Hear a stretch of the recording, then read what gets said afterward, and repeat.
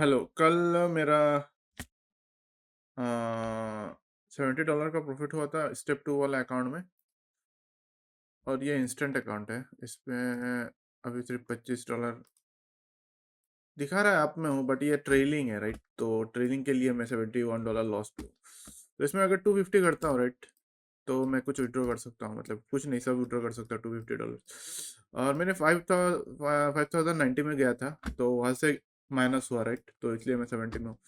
तो ठीक है, इसका तो हमेशा माइनस रहेगा ही, हमेशा ही रहेगा ऑलमोस्ट, क्योंकि ये ट्रेलिंग ड्रॉडाउन में मैक्सिमम टाइम रहता है ये चीज़ें। बट अभी चलते हैं अपने इस पे सेकंड स्टेप वाला, ये अकाउंट में क्या चल रहा है। ये अकाउंट अभी भी $77 में चल रहा है प्रॉफिट में। आई I मीन अभी भी मुझे 200 क्या बोलते हैं, $230 बनाना है और इसको पास करने के लिए। कल 77 था और मंडे को 60 था। कल 71 था, माय बैड, और मंडे को 60 था। और फ्राइडे मैंने लॉस किया था, तो फ्राइडे मैंने रिकेप ही नहीं डाला था उस दिन। चला गया था या फिर कुछ हुआ था, मैं भूल गया। फ्राइडे कुछ हुआ था, मतलब सैटरडे कुछ हुआ था, शायद मैं घर पे नहीं था। तो सैटरडे और मंडे ये दोनों दिन मैंने रिकेप नहीं डाला था, आज ही डाल रहा हूँ। तो अभी हम लोग अगर हायर टाइम फ्रेम से देखें राइट, हो क्या रहा है मार्केट में, तो हम लोग देख सकते हैं कि एन क्यू है राइट, ये ओके। तो हम लोग देख सकते हैं कि ये जो एकोमुलेशन हुआ था राइट, इस जगह पे, ये एकोमुलेशन के बाद हम लोगों ने हाई को स्वीप किया था फ्राइडे को राइट, और उसके बाद मंडे को हम लोगों ने लो को भी स्वीप कर दिया, या फिर इसको भी बोल सकते हैं हम लोगों ने ये एकोमुलेशन का हाई एंड लो बहुत स्वीप हो गया। जब एक्सपेंशन होने वाला होता है राइट, तो एक्सपेंशन होने से पहले ज्यादातर टाइम मैक्सिमम रेंज का दोनों साइड स्वीप करता है, हर किसी टाइम फ्रेम पे। सिर्फ ये 4 घंटे का टाइम फ्रेम या डेली टाइम फ्रेम ऐसा नहीं, मार्केट फ्रैक्टल है करेक्ट, तो हर किसी टाइम फ्रेम पे ये चीज होता है। अगर एक रेंज क्रिएट कर रहा है और एक साइड ले रहा है, तो एक्सपेक्ट करना कि सेकंड साइड भी लेगा। अगर नहीं लेता है राइट, तो बाद में लेगा, बट बिना लिए तुम घुस मत जाना उस ट्रेड में। एनीवेज, तो हम लोग यहाँ से बुलिश थे। मैं एक्सपेक्ट कर रहा था कि ये 1 आवर का गैप का होल्ड करेगा, इसमें टैप करेगा, और टैप करके ये जो मेरा मंथली हाई का जो, एक सेकेंड, ये वाला कुछ ज़्यादा ही दिखा रहा है राइट, ये जो मंथली हाई का जो टारगेट है राइट, वो अचीव करेगा, जो कर लिया। आज एफओएमसी है, एफओएमसी पहले ही अचीव कर लिया, तो एफओएमसी में कुछ होने वाला है आज प्रोबेबली। ये सब अभी मेरे पास कोई टारगेट नहीं है ऊपर की तरफ, सही बोलो तो मेरे पास अभी कुछ टारगेट नहीं है। हम लोग ये डेली फेयर वैल्यू गैप में है, और मंथली हाई को भी हम लोगों ने ब्रेक किया है करेक्ट। तो 1 2 3 दिन, 3 दिन, 3 दिन तो आज चल रहा है, तीसरा दिन। तो प्रोबेबली मैं कुछ रिट्रेसमेंट एक्सपेक्ट कर रहा हूँ एफओएमसी में।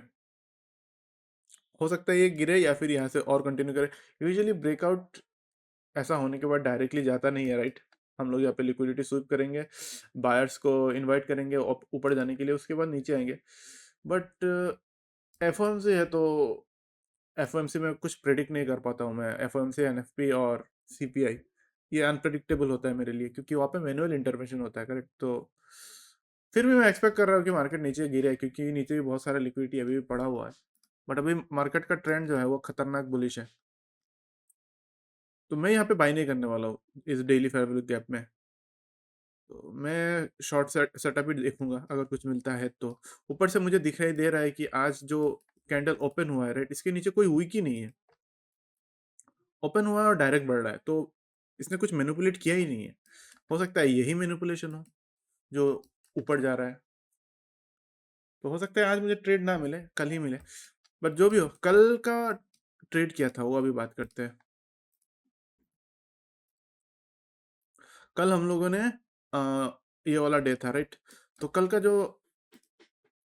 डेली प्रोफाइल था, हम लोग का 3 प्रोफाइल होता है करेक्ट। एक होता है लंदन मैनिपुलेशन, न्यूयॉर्क कंटिन्यूएशन, एक होता है न्यूयॉर्क रिवर्सल, और एक होता है न्यूयॉर्क मैनिपुलेशन और न्यूयॉर्क कंटिन्यूएशन।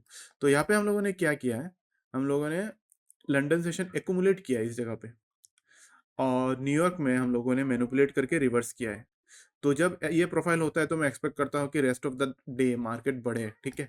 ऊपर से मैं बुलिश हूँ और मेरा higher time frame drawn liquidity monthly high है ही ऊपर से, ठीक है, तो हम चलते हैं छोटे टाइम फ्रेम पे। आईसीटी देखना कितना प्रिसाइज है। आईसीटी में हमेशा ये बोलता हूँ, आईसीटी होता ही है प्रिसीजन के लिए।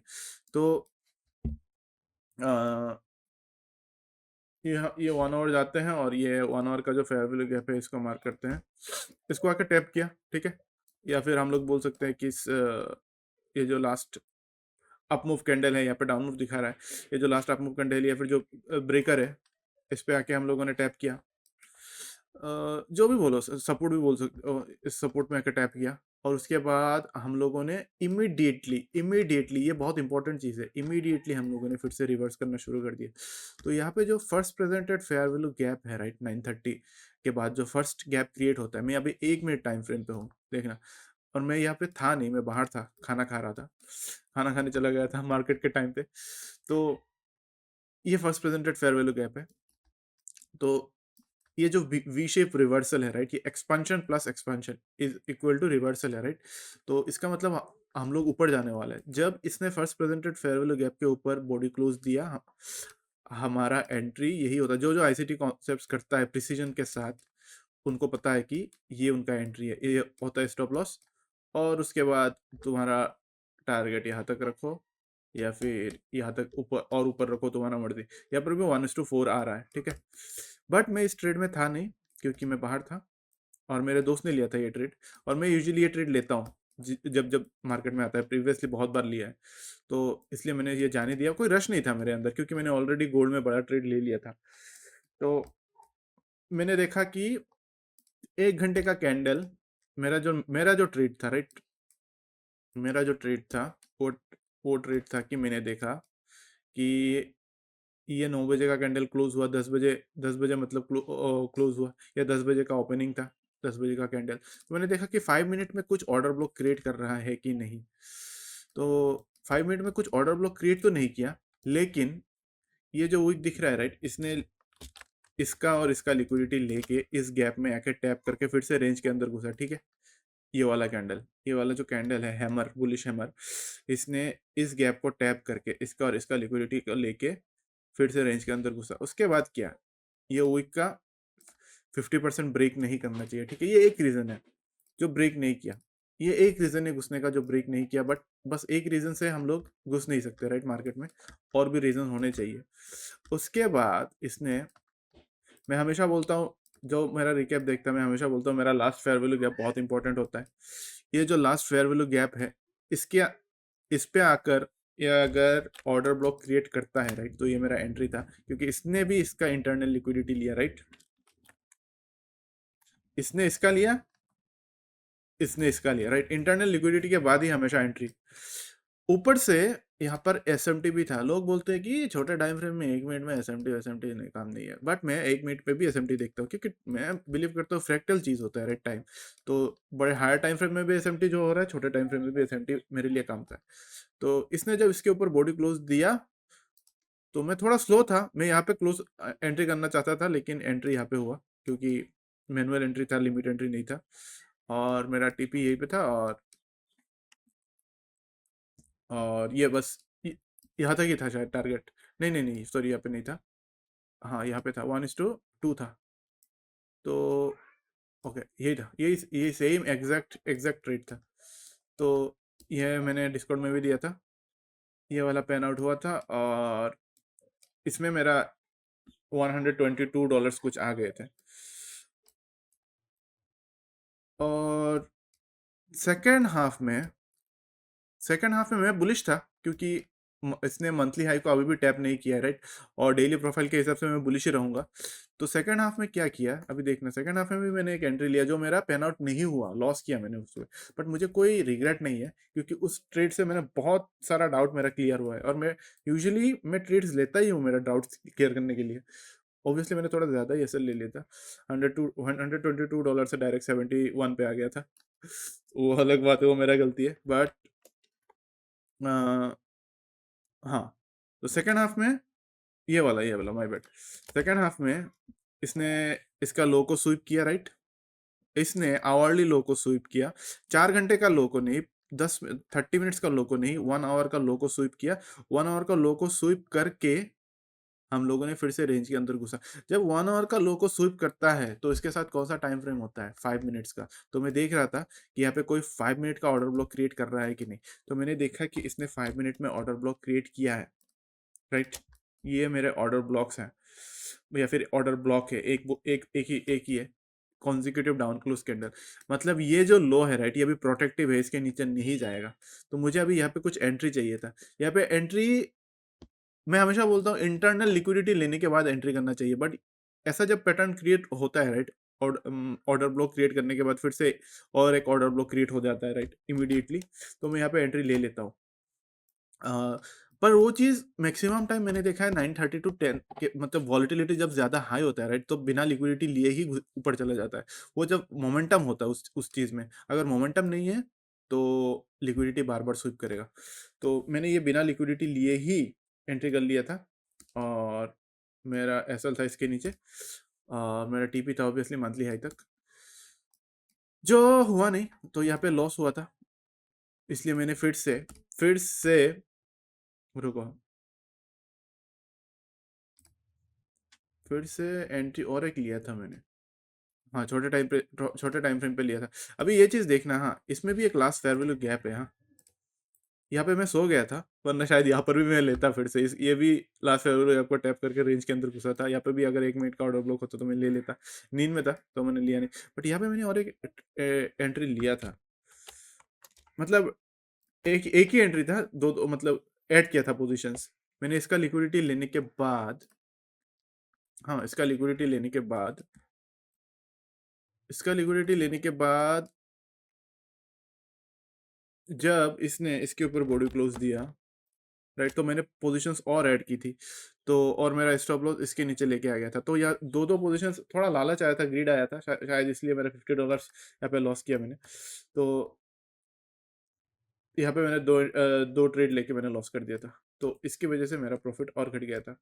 बट जो भी हो, ये मैं कुछ समझने का ट्राई कर रहा था कि इंटरनल लिक्विडिटी कब लेता है और कब नहीं लेता है, क्योंकि कभी कभी इंटरनल लिक्विडिटी नहीं भी लेता है। तो उसने ये बात मार्केट ने क्या किया, और ये जो ट्रेड लिया था, राइट, ये बड़ा था। उसके बाद ये जो हाई है इसको स्वीप भी किया था।